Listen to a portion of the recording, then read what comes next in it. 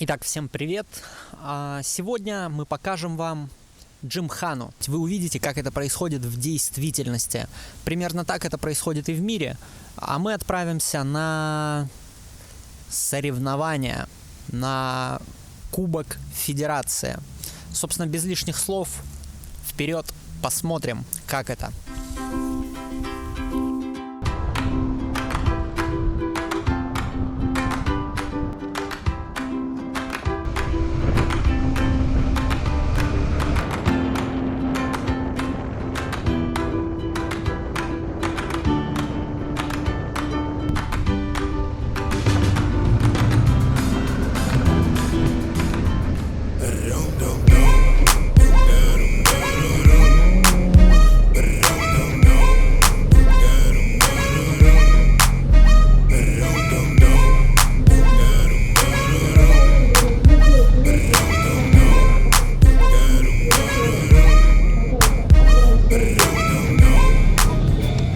My life be like,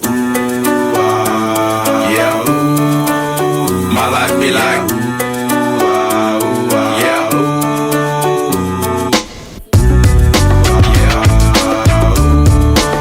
My life be like, yeah. My life be like times like these that make me say, yeah. Lord, if you see me, please come my way. Like leaving breadcrumbs on a stray. Итак, друзья, то, о чем мы вам говорили. Второй этап Кубка Федерации Мото Джимханы. И кого бы вы думали, мы здесь встретили? Конечно, герой наших прошлых выпусков Федор. Федор, привет. Привет. Расскажи, пожалуйста, кто сегодня здесь участвует и то есть что нас ждет? Это Кубок Федерации Мото Джимханы, всероссийский кубок. Сейчас участников где-то 102 человека, по-моему, если я правильно помню. Представлены абсолютно все классы и в полном объеме. То есть это Б-класс, самый высший, в котором я выступаю, соревнуюсь. С-класс, все С1, С2, С3. И отдельные номинации — это девушки, крузеры, юниоры. Тоже все в полном объеме. А юниоры, дети, то есть я помню, в прошлом году были ребята на питбайках, вообще прям одного батя подсаживал с бордюра. Да. Есть и такие прям совсем 5-6 лет. Есть и постарше, до 18 лет, по-моему. А какие ожидания, что ты ждешь от сегодняшних соревнований? То есть какой прогноз? По себе или в целом? По себе. По себе вообще не знаю. Мне хотя бы не упасть сегодня. Я не тренировался давно. У меня это вторые соревнования в этом сезоне, к сожалению. Ну, будем наблюдать, как говорится. Удачи тебе на площадке, и я болею за тебя. Спасибо.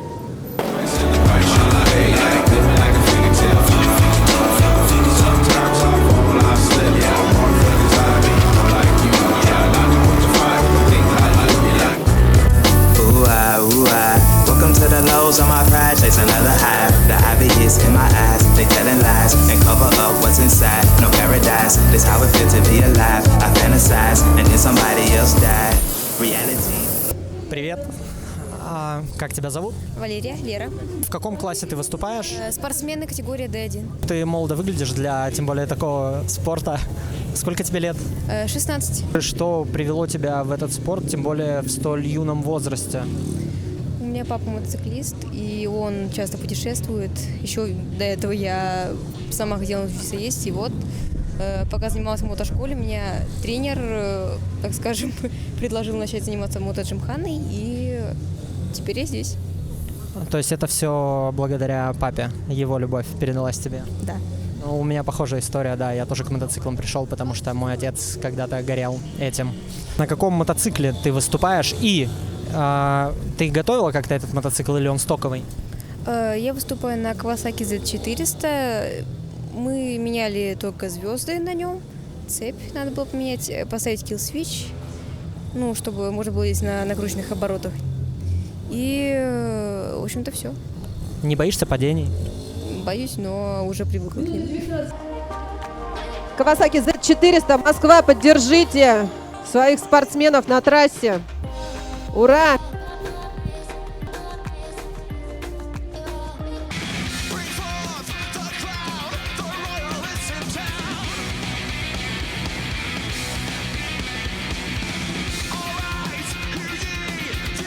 Мы, мотоджимханы Екатеринбург, приехали из Екатеринбурга, ехали 2 суток. Меня зовут Дима Берников, я один из лидеров этого движения в Екатеринбурге. У нас больше 300 человек тренируются, есть музыкальная группа, и у нас это стало очень популярно. Андрей Халуев, очень приятно. Тоже с Димой компаньон по организации и участию в соревнованиях по мотоджимхане в Екатеринбурге. В каком классе выступаете? D1. Спортсмены? Да. А какой прогноз, что ждете от второго этапа Кубка Федерации? Ну что мы ждем? Мы хотели подтвердить в свое время спортсменов. Пока на текущий момент мы его подтверждаем. И, возможно, даже улучшим, если класс Б прям совсем круто не проедет. То есть пока идет все хорошо. Без тумбочки в этот раз, но и задачи были пока на первый раз поскромнее. В целом, посмотреть, получается, ситуацию, себя показать. Ну да, как Дима сказал, практики уже какие-то взять. Ну и в целом, как бы отметиться о том, что побывали в столице. Мы очень удивительно, что здесь в основном, так скажем, на корчах ездят, на мотоциклах облегченных. Мы просто на стоковых мотоциклах дорожных, мы на них ездим в городе.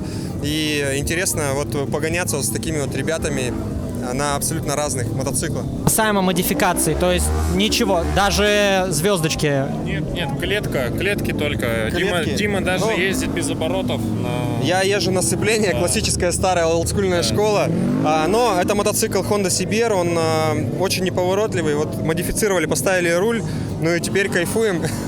У нас вообще цель — это популяризация, по крайней мере, в Екатеринбурге, в Свердловской области. Мы ездим по всем городам, мы были в Уфе, в Казани, в Самаре, в Пензе, Челябинск. В Краснодаре ребята были. Были в Краснодаре. Мы ездим по всем городам и лучшие практики запоминаем, какие трассы были, какие фишки, и хотим сделать в Екатеринбурге, у нас и так в Екатеринбурге очень высокий уровень соревнований. Вот хотим еще больше фишечек собрать. Ну а дальше японцев, видимо, пригласить. Мы в целом всех присутствующих, кто видит, еще хотим пригласить точно так же к нам в Екатеринбург. на следующую Приезжайте. субботу, 5 августа приезжайте. Продолжает заезды спортсменов из Екатеринбурга Андрей Халуев. Kawasaki Z800 под ним.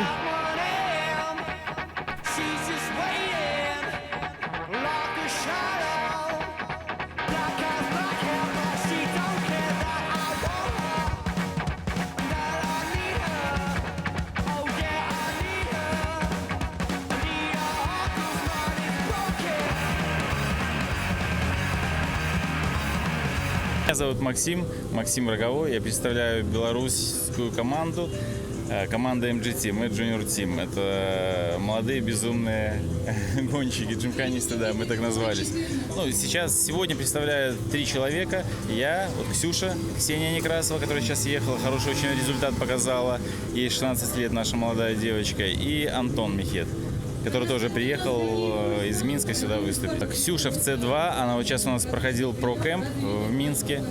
Приезжали ребята из Владивостока, с Москвы, с Питера, с Риги, белорусы. Мы 3 дня соревновались, 3 дня тренировались, и она повысила свой класс, вошла в C2 класс. И сегодня она выступает в C2 классе.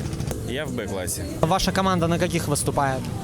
У Ксении Некрасовой Z400 Kawasaki, это самый, один из топовых сейчас. Прохоров, да. 3-й человек, вы, с которым мы подряд разговариваем, и 3-й, кто говорит Kawasaki Z400. Да, это один из топовых мотоциклов.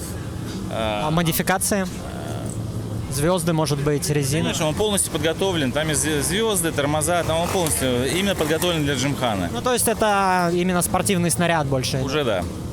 Уже да, но на нем можно передвигаться и по городу, он не настолько, он Z400 чем хорош, он не настолько в крайности, когда ты его полностью переделаешь, на нем можно, в принципе, ездить по городу спокойно. Что для вас джимхана? Все-таки это специфический спорт, это на правильную езду, это не про скорость, не про адреналин, это для меня, наверное, это состояние души.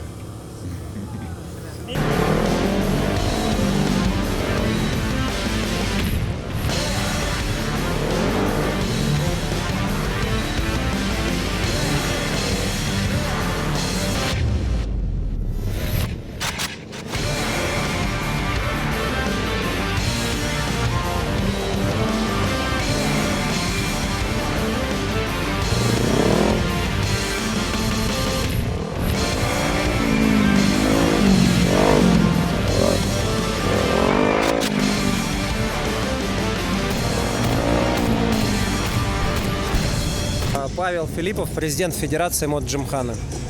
Павел, скажи, пожалуйста, что значит возглавлять Федерацию мотоджимханы? Во-первых, это довольно молодой спорт в России, и все-таки это не обыкновенная общественная организация. Ну, обыкновенно, необыкновенно судить сложно. Да, это некоммерческая организация, которая объединяет себя на текущий момент уже порядка 15 регионов, где люди активно практикуют джимхану. Что значит быть президентом? Ну, в первую очередь, на самом деле, это большая ответственность. Более того, на текущий момент финансирование федерации практически никакое, и 99% оргсостава, как в Москве, так и в регионах, работают на самом деле за инициативу. Это заряженные, заинтересованные люди, которые болеют мотоджимханой, которые занимаются ее развитием, как в нашем регионе, так и в других регионах. Ну, болезнь такая, если так можно сказать, мотоджимхана. Когда, наконец-таки, мотоджимхана будет внесена в реестр видов спорта, и делаете ли вы, как организация, что-то для этого? Мотоджимхана внесена уже давно как дисциплина мотоспорта в реестр. Сейчас, если не соврать, года 3 назад. Да, мотоджимхана признана дисциплиной мотоспорта, ну, под названием, правда, фигурное управление мотоциклом. Это в свое время в Советском Союзе был такой некий аналог мотоджимханы, как фигурное управление мотоциклом. Выйдем ли мы когда-то, Российская Федерация, российское движение, на международный уровень?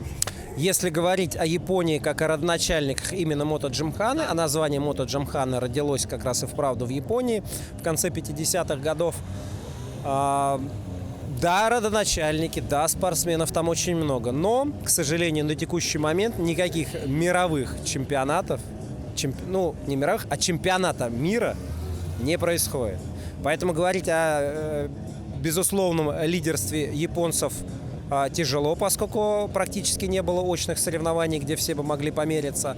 Но я могу сказать, что на текущий момент в нашей стране пилотов класса «Б», а класс «Б» — это фактически наивысший класс, говорящий о том, что спортсмены, его показатели как на очных соревнованиях, так и онлайн не отстают более чем на 5%, уже очень значительные.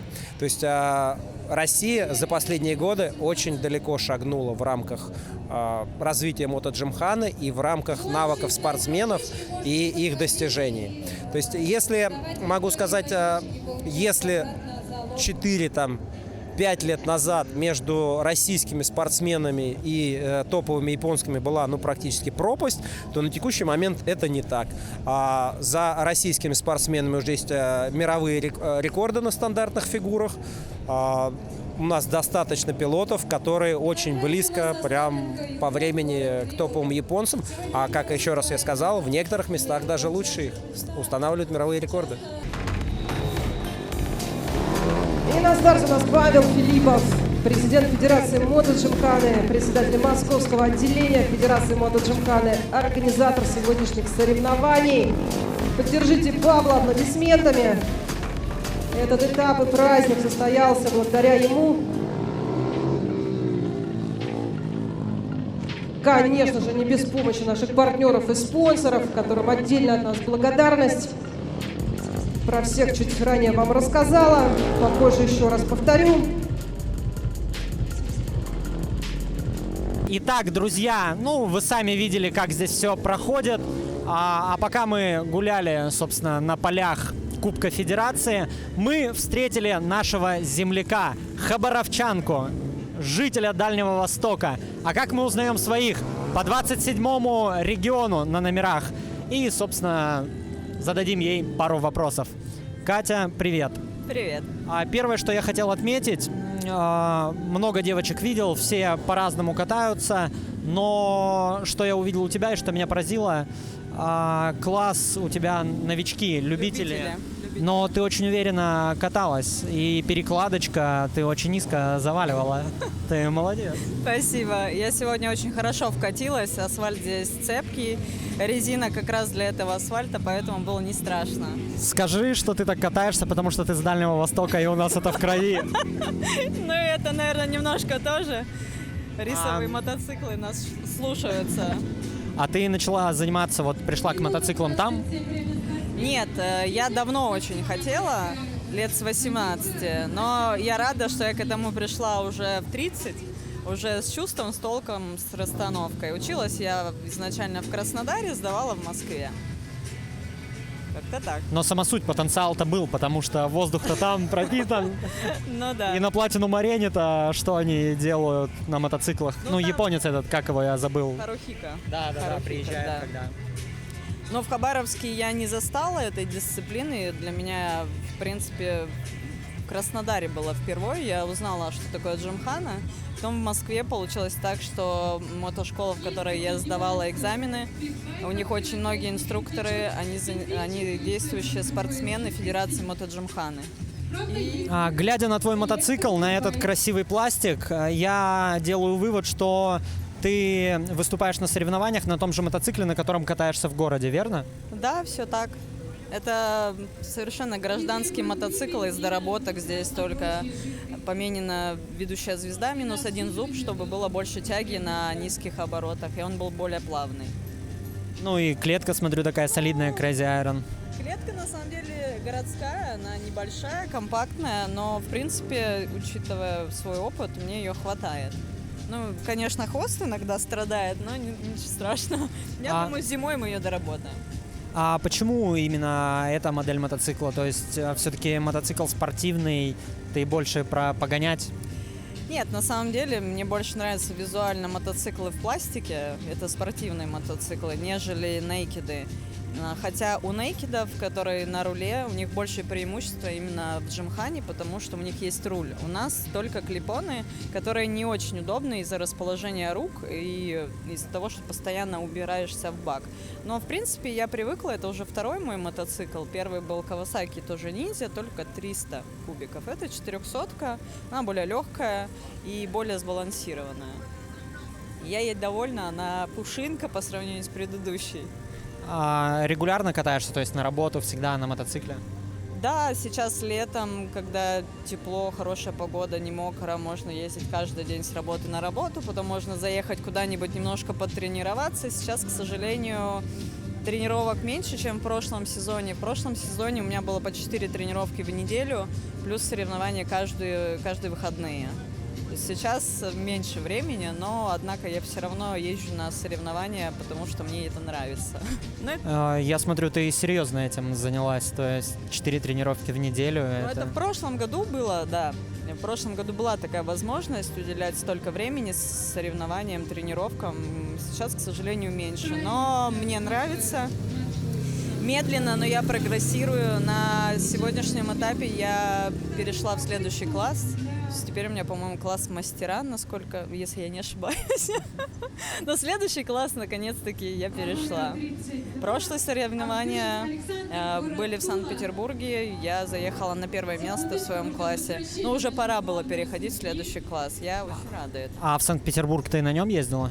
В Санкт-Петербург на первый этап 30 мая я ездила своим ходом. Мотоцикл еще был без доработок ведущей звезды. Туда-обратно я ездила своим ходом. Обратно была очень свежая погода, +3, но дальневосточников это не останавливает. Это в +3 я комфортно себе катался на берегу Татарского пролива, очень даже приемлемо. А скорость какая была? Было так снежно и туманно, что я не видел, какая скорость. Ну, тоже классно. Скажи, вот про срыв колес. Были ли падения на этом мотоцикле? На этом падении было одно такое нелепое падение, но не связано с тем, что я не справилась с управлением, просто мне перебегал дорогу другой мотоцикл. Это не страшно. На предыдущем мотоцикле были очень эпичные падения. Там был отключен АБС, здесь АБС еще не отключен, поэтому... Ты с АБС катаешься? Я катаюсь с АБС, но я торможу до срабатывания АБС. То есть мне хватает контроля именно тормоза, переднего, заднего. В принципе, комфортно. На прошлом мотоцикле, да, я летала и через руль летала, делала вот такой разворот, ломала передний тормоз. И ничего тебя из этого не испугало, и ты продолжаешь кататься? Ну нет, мы понимаем, что падение – это нормально. Падать тоже нужно учиться. Ну, первый раз только страшно. Ты упал, а потом у тебя уже нет этого страха, ну что ты знаешь, как это. Я хочу сказать тебе спасибо за это интервью, за нашу такую, ну, что это как не чудо, наша такая встреча, 27-й регион на твоих номерах. Я хоть и дальневосточник, и идентифицирую себя как человек севера, но на моих номерах 78-й регион уже давно. И вот я обращаюсь к нашим зрителям, но и твое внимание хочу на этом заострить. И это очень символично, что мы с тобой приехали оттуда и выросли там, где вся та техника, которая здесь присутствует, вот твой мотоцикл, мотоциклы нас окружающие, большинство или как минимум половина, они так или иначе привезены оттуда, через тот край и растаможены в тех портах. И здесь ты чувствуешь, вот как ты сказала, комьюнити, единство, да, Джимхана. Здесь еще большую сопричастность ощущаешь. Что-то в этом есть такое, знаешь, ну, магическое даже. Да, родное, я бы сказала, да. Я предпочитаю японскую технику. Машина у меня тоже с Японии, которую я привозила себе с аукциона. Она до сих пор со мной в одних руках уже около 10 лет. Скажи, а чем ты занимаешься, когда не катаешься на мотоцикле? Я работаю в IT-сфере. Модно нынче.